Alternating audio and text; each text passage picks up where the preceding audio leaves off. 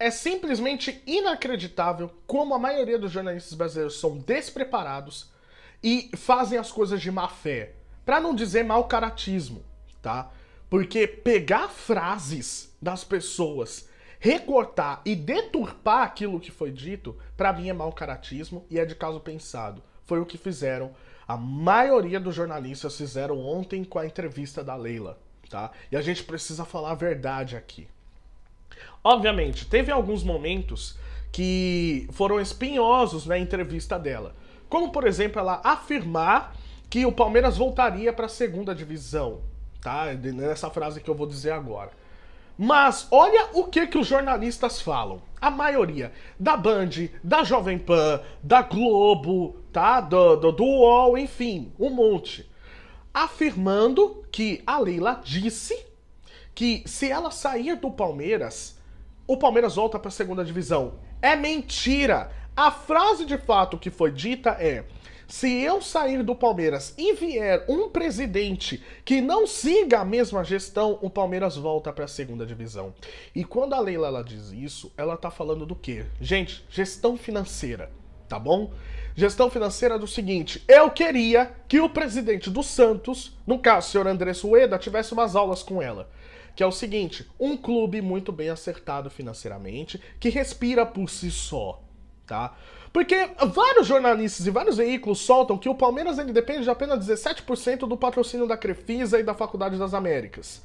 Então é um clube autossuficiente, beleza? A gente pode chegar a essa conclusão. Se isso está se perpetuando, é porque você tem uma presidente hoje que está seguindo essa mesma linha de raciocínio construída pelo Paulo Nobre lá no início, lá em 2014, 2015, lá no Palmeiras. Então, se o Palmeiras ele hoje é um clube bem estruturado, é porque essa linha de raciocínio foi seguida. E você não tem um presidente ou uma presidente hoje que é populista, tá? Populista em que sentido? Sai contratando um monte de cara e a dívida que se dane. Né? Como, por exemplo, o ex-presidente do Corinthians, André Sanches, né? O terceiro mandato do Juvenal Juventus do São Paulo, que foi um fiasco. O que ele trouxe de caras que foram altamente custosos e atolou São Paulo em dívida, entrando numa crise de mais de 10 anos sem título. O senhor Andrés Ueda e todos os anteriores presidentes do Santos, desde 2012, quando o time estava bem, começaram a sair fazendo contratações absurdas e o time tá onde tá hoje. As gestões do Vasco, que eu nem preciso falar. Então o que ela tá querendo dizer? Se vier um presidente que não tem a mesma preocupação com as finanças do clube, o clube volta para a segunda divisão. E isso é um fato. É só você ver o Vasco como tá hoje, o Cruzeiro, que praticamente tá quebrado, o Santos, que tá brigando para não cair, e o Corinthians, então... Ela tá falando uma verdade, beleza? O que a gente só precisa pensar é o seguinte: é certeza que vai cair para a segunda divisão? Não é certeza, mas que vai brigar para cair. Outro ponto que estão falando que ela disse é que quando ela chegou, o Palmeiras somente brigava para não cair. Estão falando como se ela generalizasse toda a história do Palmeiras a não brigar para cair. Isso é mentira. Ela, na entrevista, ela colocou o período que ela tá falando. Primeiro, o período de 2012 a 2014. Que o Palmeiras ele teve um rebaixamento e quase foi rebaixado no ano do seu centenário, se não fosse o Santos. Tá? Outro período que ela cita é de 2002 até 2014. De 2002 até 2014, o Palmeiras foi rebaixado 2 vezes. Só não foi rebaixado 3 vezes, como eu acabei de dizer, por causa do rival. Então, de 2002, quando termina o contrato com a Parmalat e o Palmeiras ele vai até 2014 com vários patrocínios, como por exemplo Fiat, Pirelli, foram gestões que foram um desastre pro Palmeiras. E o torcedor sabe disso, tá? Então o que a Leila tá falando é uma verdade. É uma verdade absoluta. Nesse momento, a alegria do torcedor palmeirense era, de fato, infelizmente, não cair. Por quê? Porque o time vinha tanto em queda que aquela Copa do Brasil de 2012, a maioria do torcedor nem sabe por que o time ganhou. Então a gente está falando de um período que realmente foi obscuro para a história do Palmeiras. Em nenhum momento ela está generalizando toda a história do clube. E isso não botam na cabeça. Ficam falando que ela quis dizer que todo momento da história do Palmeiras foi isso. Não é verdade. Não é verdade. Esse e vários outros pontos estão deturpando das falas da Leila. E aí chegam à conclusão que ela se sente maior que o clube, ela se sente mais poderosa que tudo. A partir do momento que ela saiu, o Palmeiras acaba. Não é verdade. Gente, você está lidando com uma empresária. Uma empresária que é uma das mulheres mais ricas desse país. Se eu não me engano, uma das 5 mais ricas.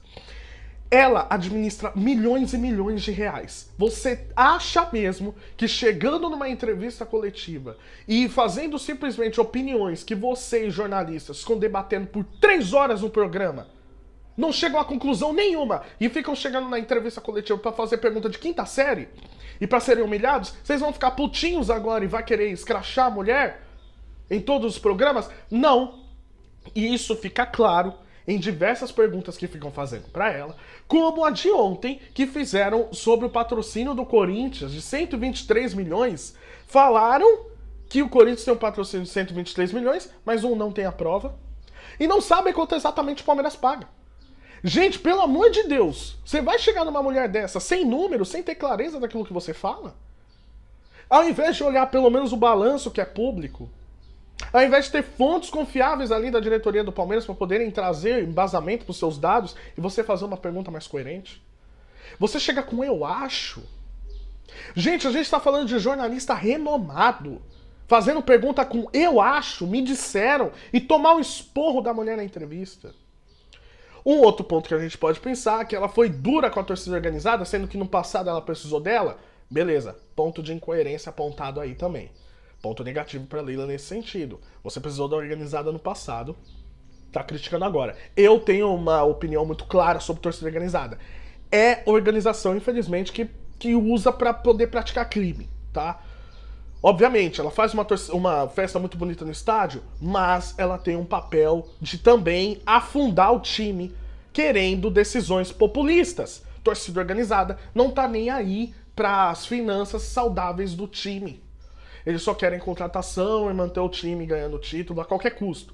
Mas dane-se o resultado, tá? É só você...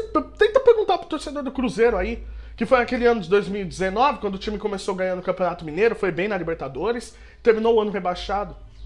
Cadê aqueles torcedores que ficavam querendo contratação a todo custo aí? Nessas horas não importa finanças, né? Então assim, gente, obviamente teve alguns exageros cometidos, que poderia ter um pouco se segurado, mas na maior parte da entrevista a Leila foi genial e ela falou a verdade. E muitas vezes a verdade dói. Que é sim, você precisa de uma gestão séria, você precisa de uma gestão correta, preocupada com as finanças, preocupada com contratações.